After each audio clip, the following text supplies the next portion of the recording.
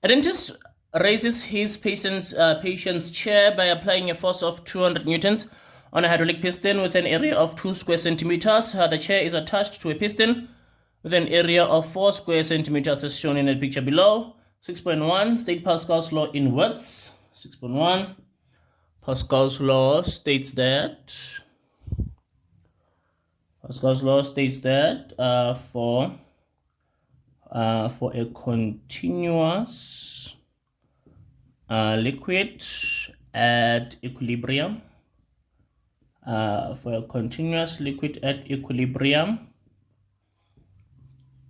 the pressure applied at any point is transmitted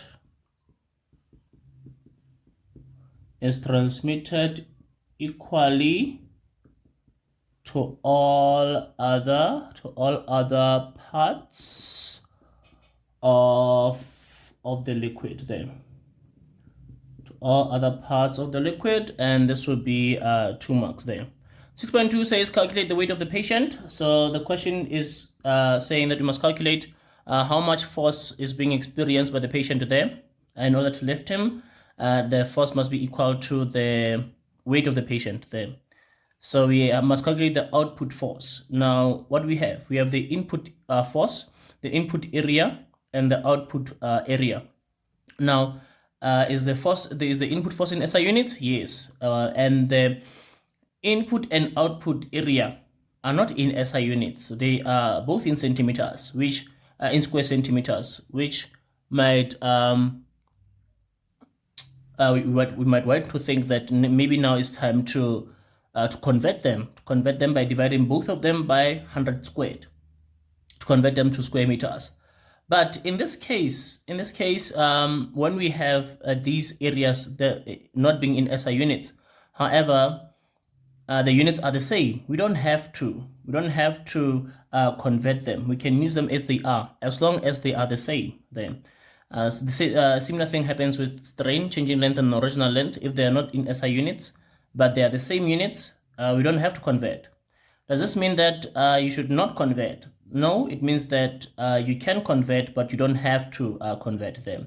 So we have then now the input force, input area equal to output force over output area. So we have the input force 200 over input area 2. The output force, we're looking for that, divided by the output area 4 there. And cross multiply, we are going to be having here 2 multiplied by F2 is going to be 2F2 is equal to 200 there multiplied by 4. To solve, divide by 2, and then F2 is going to be equal to 400 newtons of force there. Now you can convert and then calculate again and realize that the answer remains the same there. So as long as the units, even if the answers for the units for these areas are not SI units, but if they are the same, you don't have to convert them. If they're square millimeters, both of them. If they're square centimeters, both of them, you don't have to convert them. But if they're not the same, then we convert the one that should be converted to SI units there. If both, then we convert both there. And 6.3 says write down 3 practical examples of hydraulics there. We have a hydraulic jack.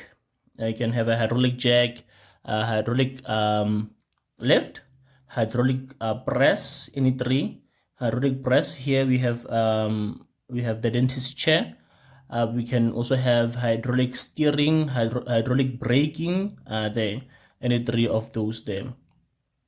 But if the question wanted us to calculate the pressure in the system, say one of the questions was calculate the pressure of the system, we would have to convert, because the pressure of the system would be the force divided by the area.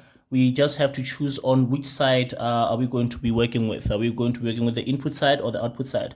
But initially we have the information, the full information for the input force and the output and the input area. So we work on the input side there.